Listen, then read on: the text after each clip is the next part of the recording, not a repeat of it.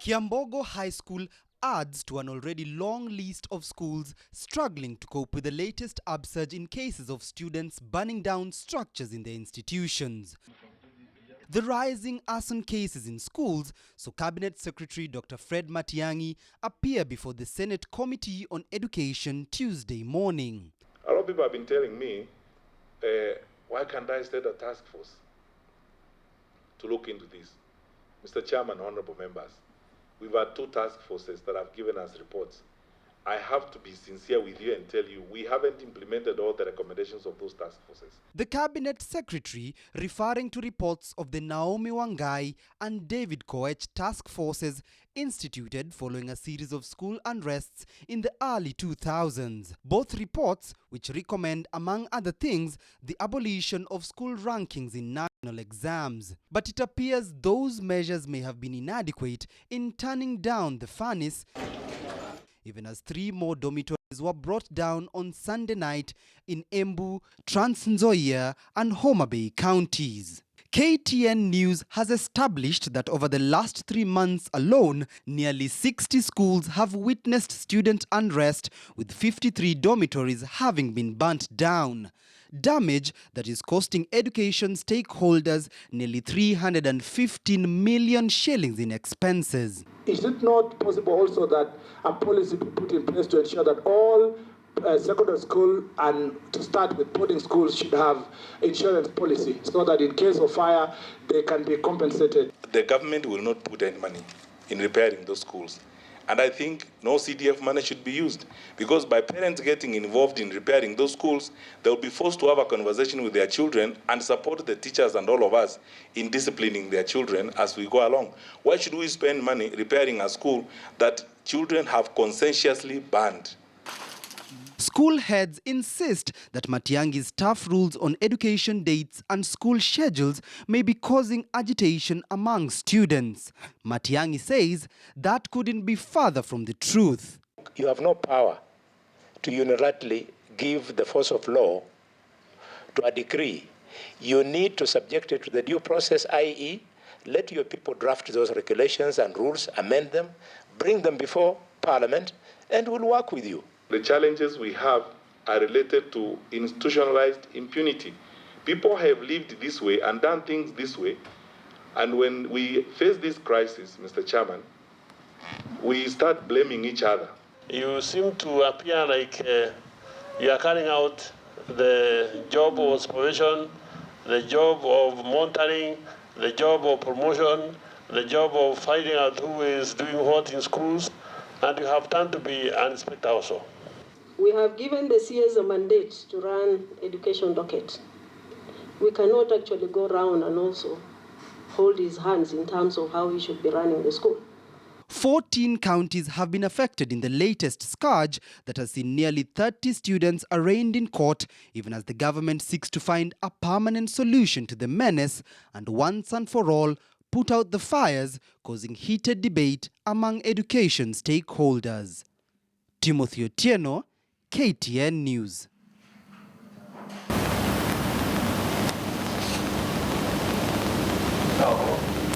Good evening and thank you so much for joining us on The Last Word tonight. Our Timothy Otieno there setting the stage for us with that story, putting into perspective what the country has witnessed in the last couple of months. And as he rightfully reported, over the last 3 months, 68 arson attacks have been reported in various schools around the country.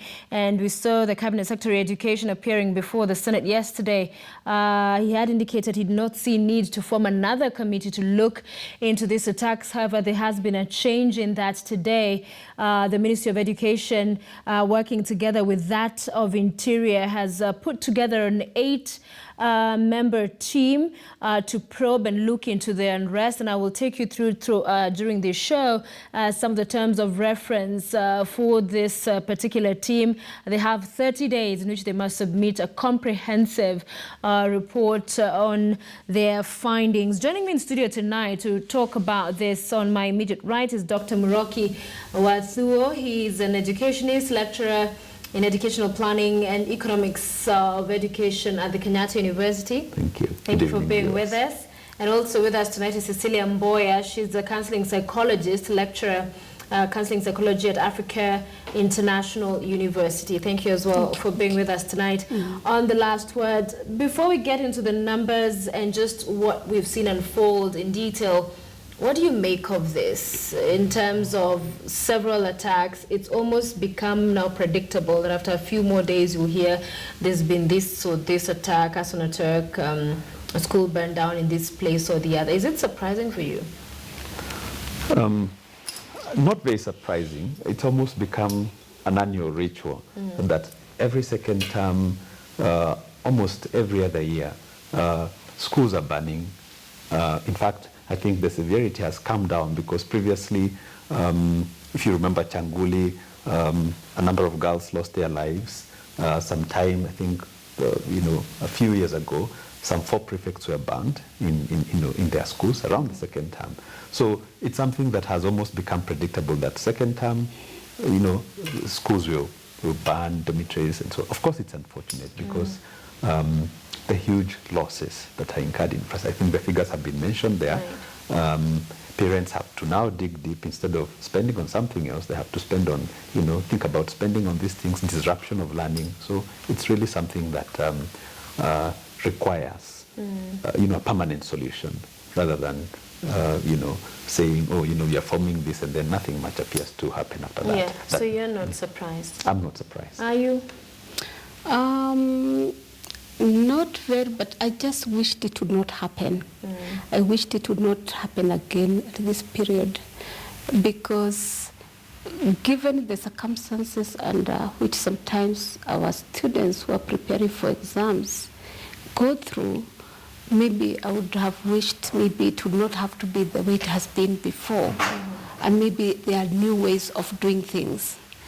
So it's 50-50 for me, yes. So as a counseling psychologist, what is going on in these kids' minds? What is, from a point of just understanding what's going on in their minds, how would you analyze that? I think there are quite a number of factors. First of all, maybe a few of them, it could be the parenting style they've been brought up. Some of them could not used to a lot of pressure. So the kind of life they are used to lead. So when there is a little bit more of pressure, especially when they are beginning exams, then you may find they are a little bit more aggressive. Others could be the way the society have modeled when there is a problem, because especially when it comes to, they want to have their own way. The way they have been molded is to act out from the society, the culture we have nowadays. So if I can't have my way, it is my way or the highway. So they act out. Tantrums of sorts. Yes, sorry? Tantrums of sorts. Yes. Go on rampage. Yeah, because I think also some of the parents, some part of us as a society, we have modeled that behavior. The culture of tolerance and looking for different ways in a more peaceful way. It's like it's no longer the main way. I want this, it has to be done this way. And they have seen us doing it, maybe at our homes, our parents themselves. They have seen it, nowadays they have phones, they can go through the media, what's happening, maybe WhatsApp and all those things with their friends. They have seen it in the TVs which they watch, maybe some of the programs they watch. And also, they have seen us how we behave when we are denied some things, politically maybe, or some those kind of things. Yeah. So also, it's also a behavior which could also be borrowed from us, because these children are product of a society, and at this age, they are running different ways of identifying themselves. So most of the things is the things they see. It's the things they see. So yeah. So also.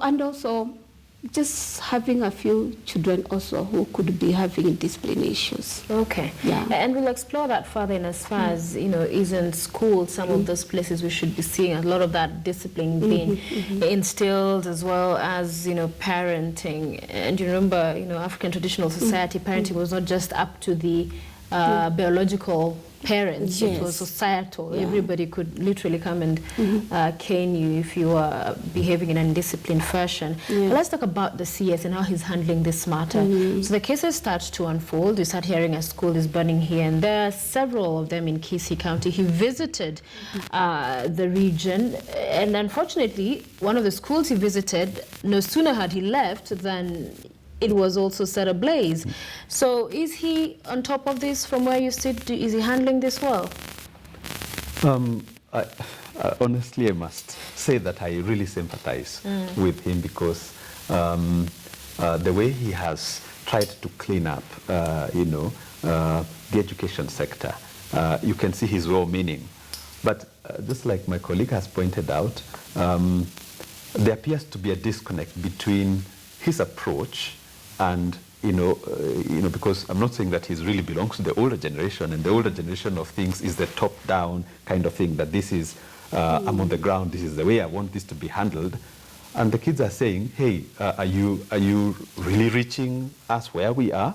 So he's well-meaning, but I'm not sure that approach is really the way to go, because I thought it was very unfortunate that immediately he has physically, gone to a station, and then a few minutes later, it's like spitting on his face. Right. It was pretty unfortunate. Yeah. And yet, I would imagine that being where he is, as providing policy direction on the matter, he would have been able to interrogate, what has happened before, and find out what worked and what doesn't work, and then engage stakeholders, including the students themselves, to find out how do we go around this, because it's almost predictable that every other year this is going to happen. Previous efforts have been put into place to try and interrogate the subject. So way before it happens, so he really, I think he missed it by, apparently, going his own way, rather than saying this is what has been done in the past. And I think it has been pointed out that this Koech, Wangai, and other efforts to interrogate the phenomenon, the student unrest phenomenon, especially in second term. Yeah. But then has he gone down to find out what was implemented, what was not, and why not? Right.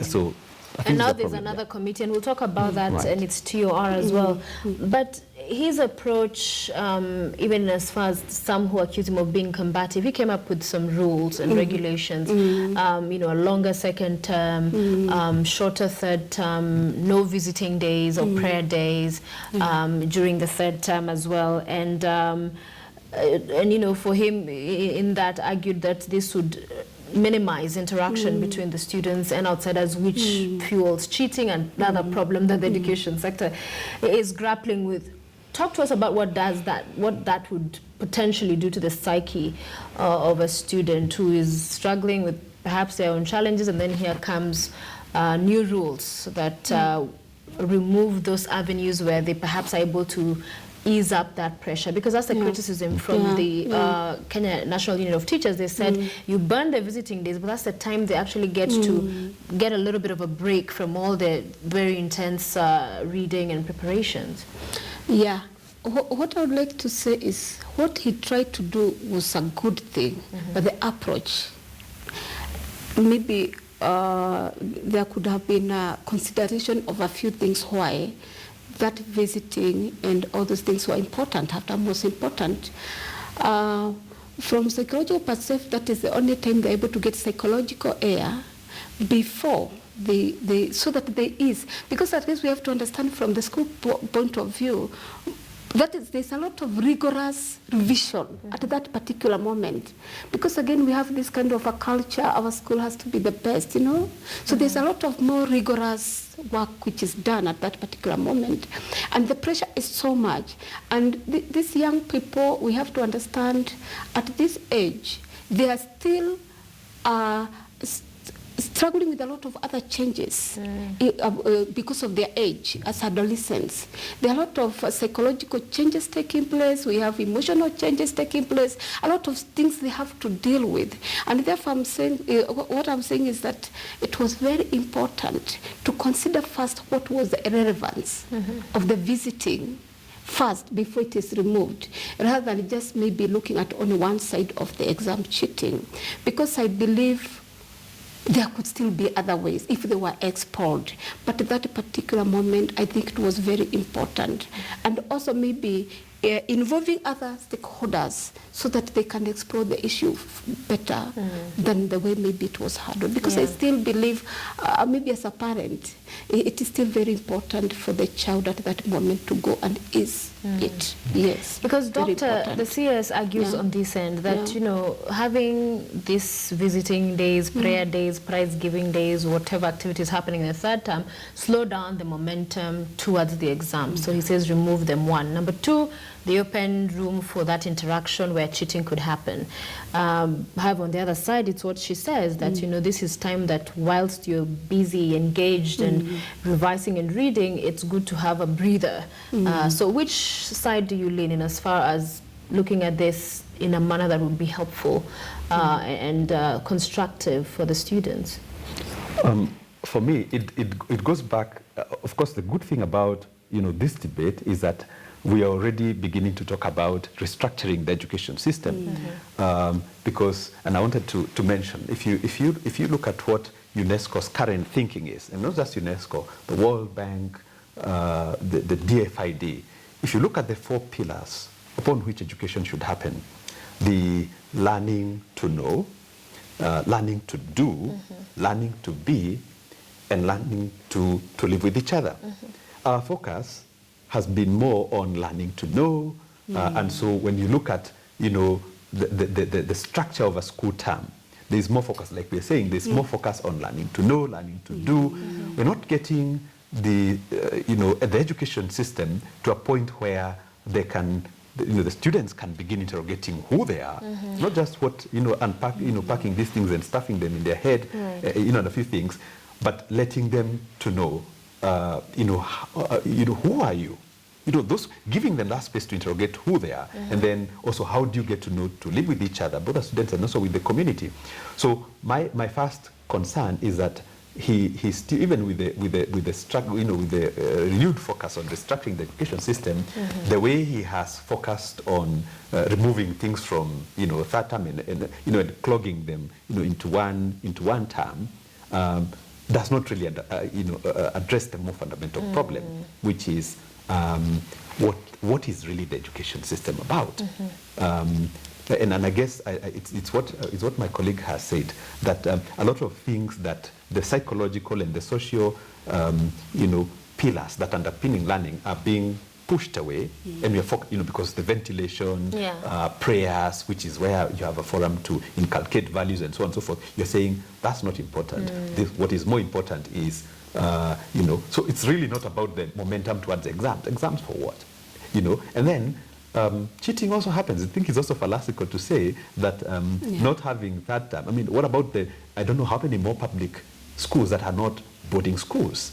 Cheating would still go on. So you might focus on a few, boarding. You know, of course, the boarding schools, which are actually the minority. Majority of the schools, county and sub-county schools, I mean, sub-county schools, which are the majority, are actually day schools. So it doesn't cover the entire system. It doesn't cover the entire system. So cheating will still go on, irrespective of some of these efforts. And there are those who felt that when, you know, ranking was banned, that would ease pressure for students, that, you know, they would not look at exams as life or death, you know, do or die, you know, that exams and education seen as, you know, if you pass, you get good grades, then you will make it in life. There hasn't been a paradigm shift in as far as that is concerned. Why is that from where you sit?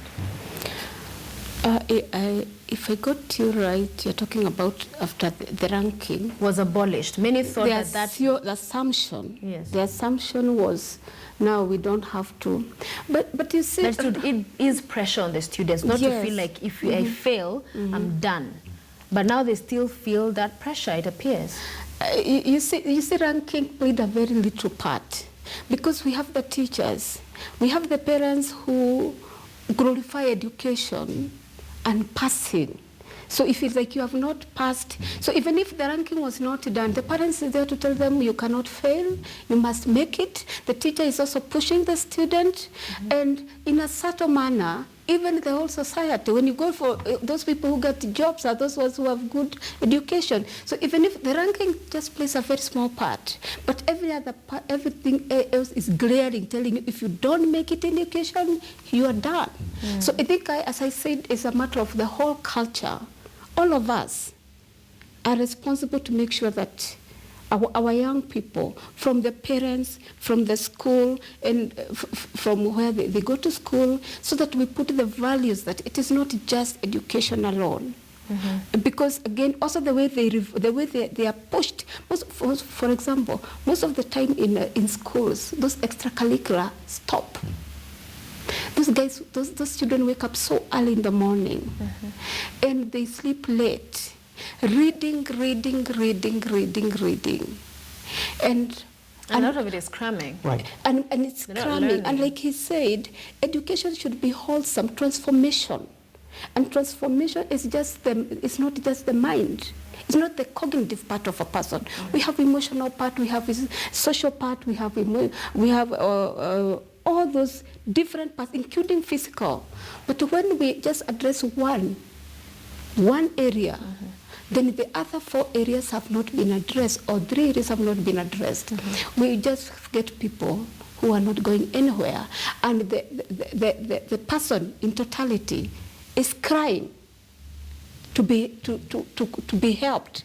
And sometimes, because these young people, again, they're young, they're still maturing, the best way they know sometimes is to act out. And again, going back again on how we have also tried to mentor to them.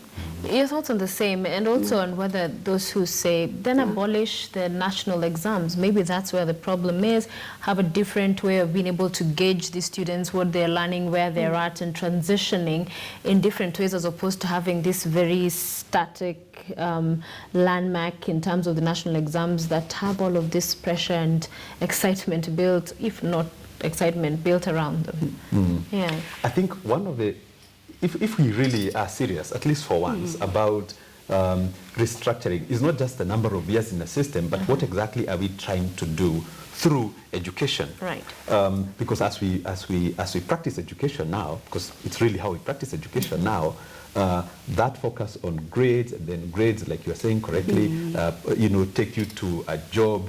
Of course, that's already fallacical, because it's only those who go to particular schools and who go, to universities, and, to certain universities, then are assured of, jobs, and certain networks that will land them into jobs. So that old linear thinking that, you remember that old song, Ukisoma sana, napata kazi, that's already, really tested. And that's not really what education is all about. Like she's saying, and even, like I pointed out, education is holistic. It's really helping you to understand yourself and understand the environment within which you will go to after school, and then whether you can fit and be productive in it.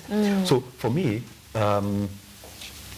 national exams, I'm not downplaying their role in terms of selection and all those other things that examinations play. Yes. But in other systems, you have almost, like how we have built basic education, if we really will be able to fund it and afford it and so on and so forth, that is, there is automatic transition from primary education to secondary education, so that don't put all this manner of artificial barriers, so that learning can continue, and then you move either to talent, to vocation, or whatever it is, those who want to continue the academic stream and so on and so forth. But you can even have university entrance exams, which are manned by universities themselves, saying, hey, you have completed secondary education, but by the time you come to the university, or whatever talent that you have, we'll have a pre-entrance exam to find out whether you have the attributes. There's a wholesome evaluation. It's a wholesome evaluation. And of course, that's what we try to benchmark when you look at education systems where we don't have that over-concentration on exams. Right. The interest is more on, so what else did you do? Were you involved in community service? Are you innovative? And so the exam actually tests, the SATs and some of those things that we know about. Okay. So we need a paradigm shift there. So let's interrogate what this team that has been set up joined by the 2 ministries of education and that of interior. So 8 members it has in total. So the terms of reference, number 1 is comprehensive investigation of all school fire cases. We're talking about, in the last 3 months, about 68 fires. They have been given just 1 month, 30 days, So if they're expected to have comprehensive investigation. Number 2, review recommendation of past task forces on students' unrest. Number 3, audit existing school safety and security regulations and systems and make recommendations on stricter measures. So does this first for you appear something that is too far-fetched in as far even as achievability? You have 30 days, talking even fast on number 1 alone, to be able to investigate all the incidences. And they're talking about coming up with those that could be culpable, you know, so they can be recommended for prosecution and others. Are they getting it right, really? Do you think? Well, I like the intention. I really appreciate that part, because that means in the first place somebody is thinking of solving the problem. But there have been other, I'm sorry to interrupt, there have been other task forces before. They've even been told to review what those others found. And yesterday, the CS himself had said there isn't a need. So he's going ahead to do something it does not appear he even believes is the way to go. You know, there are two ways, there are different ways of solving a problem. Sometimes it's when we sit down and we think through about the issue. Sometimes it's reacting, because maybe it could be dealing, working from our position. And I'm not very sure of which one this one here is. But what I would say is this. I'm not sure if they go to where the problems, all those schools, which again, like you say, is a very short period, to get a comprehensive. Now, I don't really understand what is this comprehensive from where I'm seated. What comprehensive means is that who caused the fire, what caused the fire. And I don't know how many people are willing to say, I'm the one I caused because of this, and they report themselves. But what I'm saying is this. It needs more time. I'm not sure it is likely to get whatever is really looking within that period. And I also wonder about the combination. I hope we have people who are able to go very deep to understand all the areas of those children, to understand where the issues are. Not just the fires, but what could be this. These are symptoms. We go deeper to get where the causes of the problem are. This, because some of this could be a lot of stress going on. It could be the administration of the school. It could be many things. And people, as they go to do this, they should go with an open mind, not just looking for just to get a very good cooked solution. Thinking even out that's my wish. Because one would think these are 8 members. It's not that they have this secretariat with branches and officials all over the country that would be able to carry out an investigation, because pretty much, you know, comprehensive investigation, the scale of it, looking into 68 schools, you know, plus, in and of itself, the magnitude is huge. It's a big task that they have ahead of them. There are those who argue this is in vain. This is just to appear to be doing something, but really does not in any way help the situation. Do you agree? I agree, because, as again, like I said, as the CS sits at board, both CSs sit there in charge of giving policy direction. What we are saying, there is a matter of national interest that you know, schools are coming down. And she has correctly pointed out, and I think you have emphasized that from their reaction, it would mean like, okay, so we're doing something. Here is what we are doing. But when you interrogate it, and I think you're doing a good job in interrogating it, one, it's unrealistic in terms of the time frame, because unless, you know, the criminal investigation departments in those areas where there have been that already have reports for them to review, then so that you now can call that the secretariat, who is going to do that? And then 2, why talk about reviewing previous reports and so on and so forth? Of course, you expect it as a normal TOR. For me, that's why it looks like routine. It's a knee-jerk reaction. Whereas from where, if they were proactive enough, these are things that by the time he hit the desk, as you know, because and I like his zeal in dealing with things, the first thing he'd have done is to look at existing efforts and then quickly say, to forestall this, because we know this is a term, then we need to be proactive. But then, of course, he makes a problem worse by those other measures that he announced to deal with exam cheating that are now coming to snowball. I mean, they're coming back to frustrate what exactly they are trying to do now. So, two problems created. Yeah. It's in really trying to seek a solution, creating another problem. Another problem. All right, we're going to take a break and continue this conversation when we come back. And also, one of the things I find interesting is that early on in the statement they sent out today, both ministries informing this team, they said the scale of unrest is lower in 2016 than in previous years. So you almost feel like from the onset, they want to show that this is not so bad. It's been worse. So we'll talk about that and, of course, so much more. Stay with us here on KTN News. The Last Word continues after these few messages.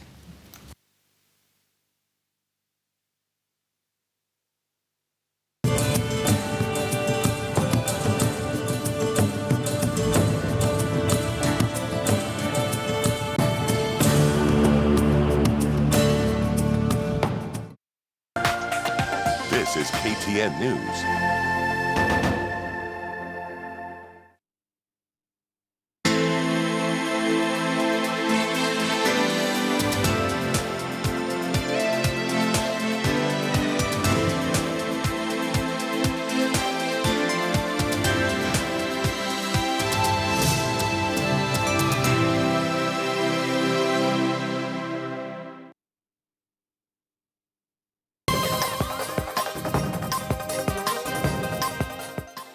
We have a serious concern in Nyeri district where education has gone down.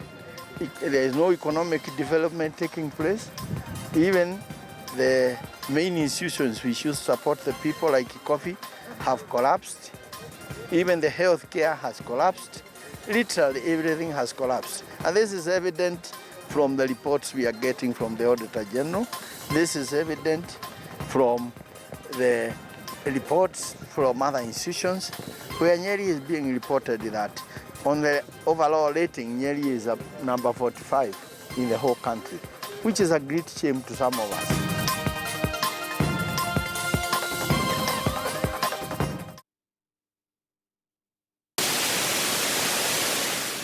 Wakazi wa hapa wanasema kwamba hawajawahi kufikiwa na masaibu kama haya, lakini kwa sasa wanatafuta usaidizi, kwani akufaaye kwa dhiki ndiye rafiki. Joageo, KTN leo katika ukingo wa mto Athi, Machakos.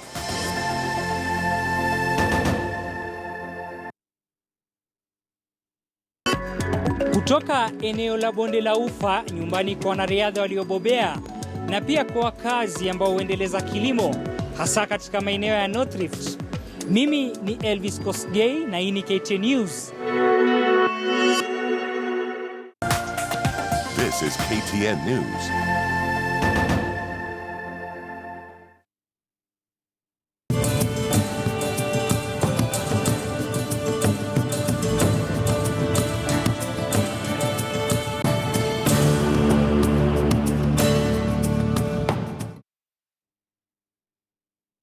It's both responsibility yetu wazazi pia walimu, because we have to start from when children were young, bringing up, growing up until they are there where they can always appreciate. We need to instill positive measures, positive thinking to us children, and let them know that it is their responsibility as well to guard their schools, their books, their teachers. We should have a commission to find a reason. There is so much going on that a commission set up within a week to know the causes, and then he takes corrective action. The problem is not the students mostly, maybe the teachers, the way they treat them, the food, maybe even the parents at home, maybe wamewapeleka shule hawataki, such kind like that. But mostly pia the background ya watoto. It's a discipline matter because you can't start banning a school, then the neighboring schools burns up also. So it means it's a discipline matter, and it must begin from home. Ideally, the parents need to discipline the kids, whether he was involved or not, because at the end of the road, the parents suffer. They'll also pay the damages. Let the students be aware the minister is visiting, not like in the cases where the principal is not even aware the minister is visiting, and it's like, I think that's what brings the unrest, when the minister just does a surprise visit.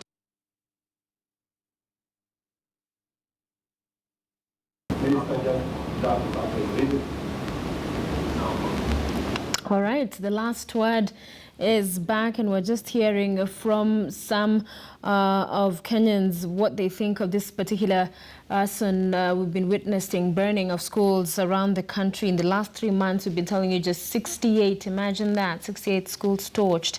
And here's some of what you're saying on Twitter. Deborah is saying that Matiang'i not handling this in a serious manner, doesn't appear to have clear direction on what to do. Then there is, let me see, the analyst, 99% are government schools. What does that indicate?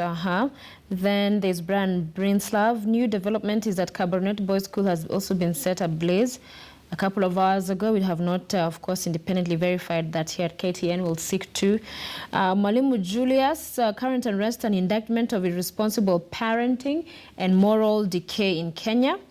Unganga F, you say get the performance contract and read the TSC code of conduct. Demotivated teachers, CS should reconsider his approach. Kevin Bayagi, you're simply saying this is despicable, what we are seeing happening in the schools. I'll pick up from what one of the people we had sampled their views there in those clips said. And he was talking about that for many of these students, they lack or do not exhibit any sense of ownership. You know, when you own something, for example, what you're wearing, or even the house you live in today, you know, you will not, out of anger or acting out because you've not had your way at home with your family, burn the house. You know, it will not be to that extreme. So why is it we are seeing it become so easy for these students to then burn this institution, this infrastructure that helps them earn an education that is beneficial, of course, for their future? How is it they don't reconcile the importance of that? According to my understanding, especially the owning, you see, as I said, what is emphasized in school is education. It's not owning the school. It's you to pass and to get the grades. And you founded the school there. And you leave it there anyway. Right. So the interaction of the teacher and students seems to be key. So what we are saying is that the students, like some have said, it's true they need to be brought up in a good way, but at the end of the day, even us who are old generation have to change the way we did our discipline some years back, because it may not work with the generation today. Before, there was a lot of authoritarian way of parenting, where there's a very high demand of the kids, but very low support, if any, especially emotionally. So what we are saying now, given the pressures which also affects the parents nowadays and before, the children also, they need that support. We need to understand them. We need to talk with them, so that we understand where the issue is. You see, this commission which has been formed, I would liken it like, let me liken it like a disease. If you go to a doctor today and somebody is treated, go tomorrow to another doctor, is treated the same disease, and the same disease keep on recurring. We don't keep on using the same methods of treating the patient. We must change. Sometimes we may need to call for a specialist, especially in that particular area. We cannot keep on dealing with the symptoms. If it is a headache, we should know why is this headache coming every day, every now and then. So we don't have to keep on rushing them. We have to sit at the doctor. If you look at the medical profession, people, the patient is referred. The disease we have to keep on looking for different ways of what is causing the problem. Because as long as we don't get the cause, and therefore, like you said it very rightly, the 1 month is not enough. Even when you go to a doctor with all the complications, we are referred here, you are referred here, you are referred. Sometimes it takes time. We are given some drugs to keep you there, but we must get we must know what the real cause. And I think here in these issues of the school, we have not gotten the real cause, and this quick fix, right, I don't think is going to help us. Yeah, and I just want to read, you know, that particular statement from the government on the response to this, because as I said, it begins by saying the government is concerned about the ongoing cases of school unrest in some parts of the country. And then the second sentence, although the scale of the unrest in 2016 is lower than previous years, it has been noted that the situation appears to mirror previous years in which school strikes happen every second term of the school calendar. What does that say to you? Because there are those who would argue, you know, this is in essence the government saying, as I was saying before we went on break, it's not that bad, people. Don't think this is the worst. We've been in worse situation. Is this a government keen or a ministry or ministries understanding or well-versed even with the kind of situation they're facing, if the first line of response is, it's not that bad? Yeah, and I thought, you know, just like you, we correctly have emphasized that it's more knee-jerk than something you want to critically think about. Knee-jerk as in, oh, it's a tweet, that happened. Maybe you even expect it to happen in 2017. Big deal. I mean, what's a big deal? And yet... We might as well form task forces for the years to come. You know, for the years to come and say, we anticipate that this, you know, this is a trend and it's something that we... Every year, for a, you know, for a CS or really for a government that really wants to get to the heart of the matter, there must be something unique about every year. And for me, part of slightly what is unique about this year is the earlier pronouncements about cheating. Of course, cheating and the strikes are, you know, are a manifestation of what my colleague here correctly points out, fundamental problems that no one apparently is committed to, because the commitment would come from not having that unfortunate statement that this is not as serious as it was in the past. What is not serious?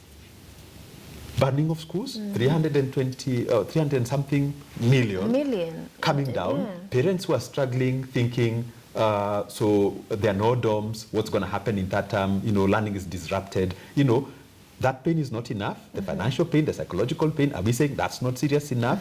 As, you know, I think, and it comes back to what you said, you know, that sense of ownership. The government doesn't appear to be thinking that this is a problem that we must own and think serious enough, even as we expect students to feel that this is our institution, this is societal investment in goodwill, you know, to prepare us for the future.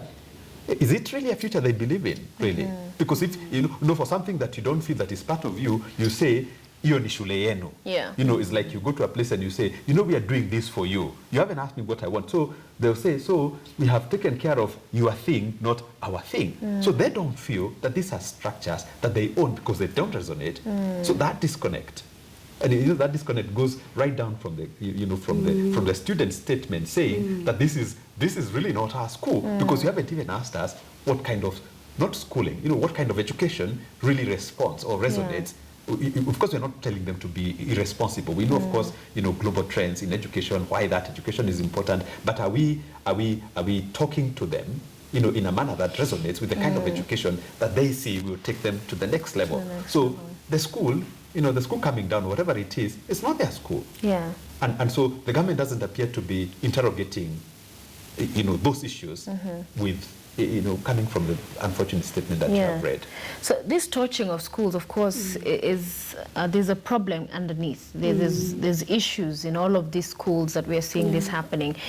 Problems that are not being articulated. And so the way to be able to communicate that there's a problem is, for some of the students, setting their schools on fire. So how is it then, you know, from a psychological point of view, and also maybe leadership, you know, in these schools and with the ministry and all other stakeholders involved, ensure that communication is actually working the way it should, that if there is a problem, we feel aggrieved in this way as students, then we're able to communicate to the rightful people.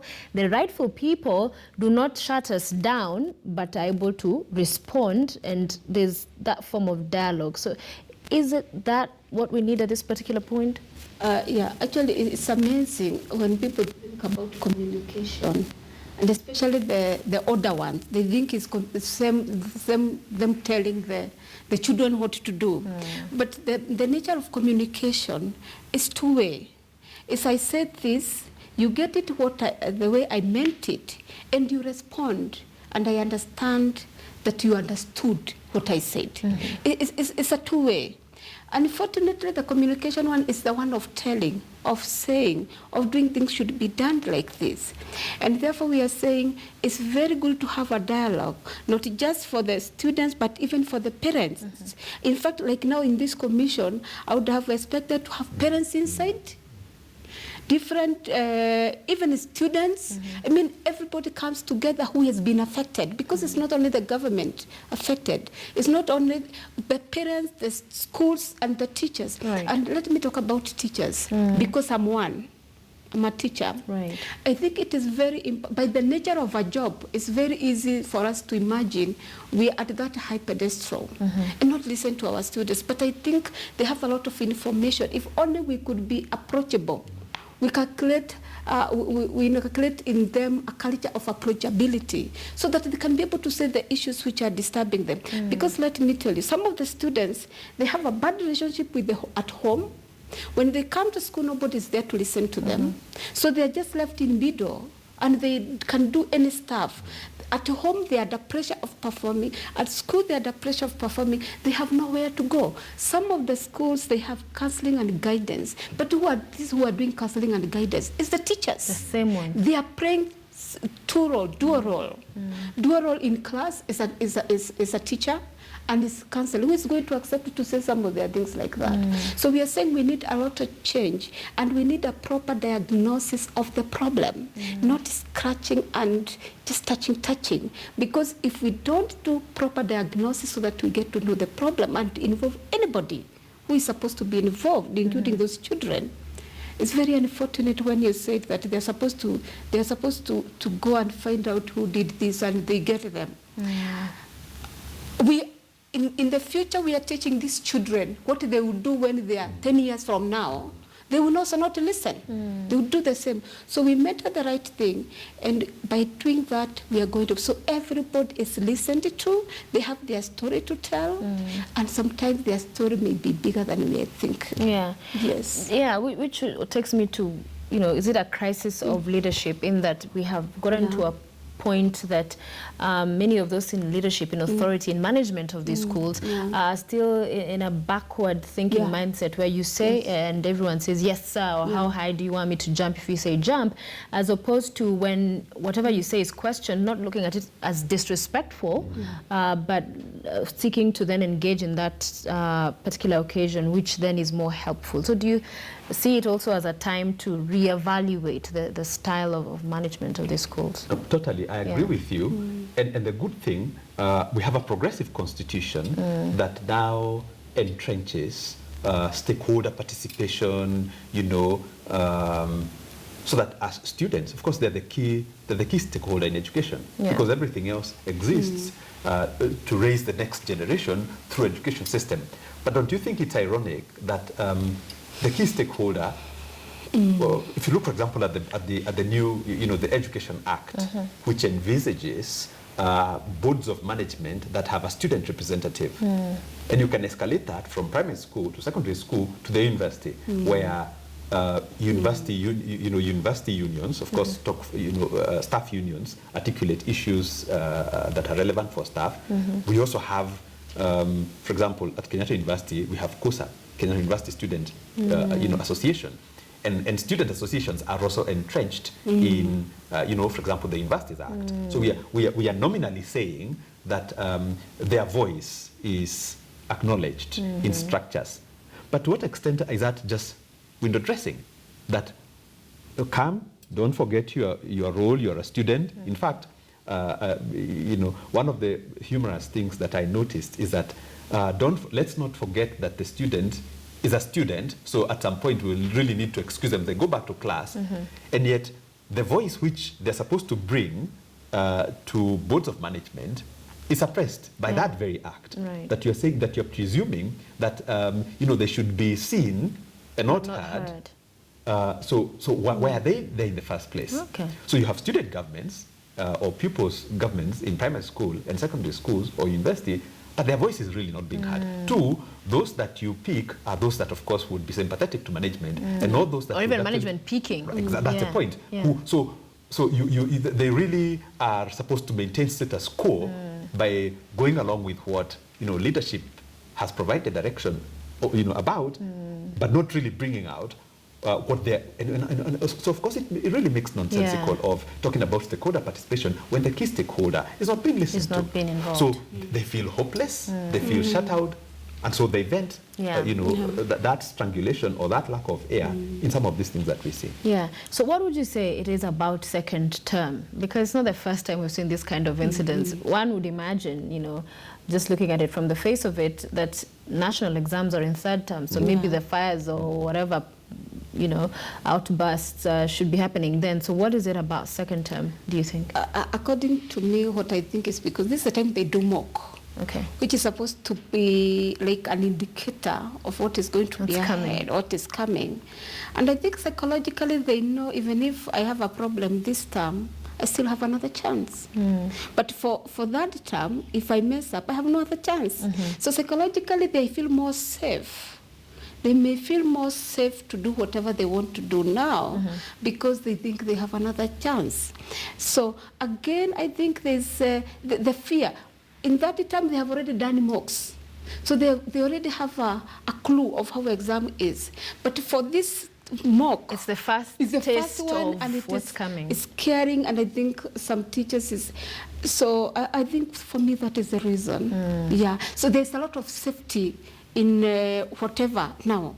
Okay. Yeah. All right. As we bring this to a close, I'll put this to you as you give us your last words. Going forward, I mean, we've canvassed some of the issues potentially bedeviling the education sector, but what should be, do you think, priority going forward? Because it's a CS we've seen since he came into office. Sam actually said this is something he appears to be very passionate about, is talking about certain measures that need to be put in place. But he's also a CS that seems to be caught between a rock and a hard place sometimes. When he says he doesn't think one thing should be done, then goes on ahead to do it. What should be priority? What is it from where you sit should be the first things to do to be able to first forestall any more incidences of arson in schools, but also in terms of a long-term view, the education sector, because there's so many things in there that time and again, from the curriculum, from the approach, from the management, the teachers, the issues they also have as well. It's a lot. It's quite heavy. But what should be priority from this point? For me, I think dialogues about what really is education. What are we, because we are saying that 10 years, and she has correctly said, 10 years down the line, the people who will burn down or are burning down schools will burn down something else out there in society. Exactly. Right? Most of those who are in schools that they consider dead end, because exams is really, what appears to be a key determinant for upward mobility and so on and so forth, are already locked out by, the perceptions that, those who are more privileged are the ones who are most likely, going to enjoy the cake of life, and then they help them, with the small crumbs and so on and so forth. Right. So one of the key things that we need to seriously as a country sit down and ask ourselves, and of course what's even most unfortunate is that the education sector, whether it's in terms of recurrent costs and in terms of setup costs, gobbles up a huge part of our GDP, right? And of the budget. So are we pouring so much money into a venture that's a dead end? So I think we need, whether we are doing the curriculum, restructuring and changing, the system or whatever it is, and of course these efforts are already ongoing, we must seriously ask ourselves, 100 years from now, when other countries are, developing through well-thought-out education systems, and you have innovative populations that are driving economies and dealing with, a lot of things, where do we visualize ourselves through our education system, creating a society 100 years from now, a society of angry people who are looking for a manner of ventilating, or productive individuals who will be able to create a future that our children will live in. I think we must have that very serious stakeholder discussion, not 30 days, unrealistic teams and so on, select teams that really, push things under the rug, and then maybe they'll tell us next year, this was not as bad as 2016. In 2017, I think we need a serious dialogue in the society. Yes. Thank you. Well said. Your last word. Yeah, for me, I would say that let's all of us come from our positions and be human beings. Be human beings, and we see these children for who they are, and we deal with them from that perspective. And knowing that, like we said, in a few years to come, these are the people who be in that power. And what we mentor to them, how to solve problems, is the way they are going to handle problems at that particular moment. So we are saying that let us have a more constructive ways, more positive ways of handling problems than the ones even us. Because you find the only difference is that one is small, the other one is big. But you find all of us are reacting to problem. No one is sitting down to think which is the best way to handle the problem in the schools and in society as large. So let us not react. Let us take time and think how deep can we go against this problem so that we help the children, we help the parents, we help the government, we help everybody so that we cause positive impact in our lives and total transformation, not just a quick fix, just so because my position is threatened. Right. So I do the right thing so that when I'm gone, I did the right thing, and it will be in books that I did the right thing to change the way people think and the way they do their things, not just reacting because of fear of whatever could happen to my position. Indeed. Thank you so much, Cecilia Mboya, for being with us, and Dr. Muroki Watuo. We appreciate your time tonight on The Last Word. And for you at home, for watching, on behalf of everyone that made this show possible tonight, we thank you for making time to be with us tonight, and we wish you a good night. If you're in Nairobi, it's a bit cold. Make sure you keep warm. We'll see you tomorrow on another edition of The Last Word. Good night.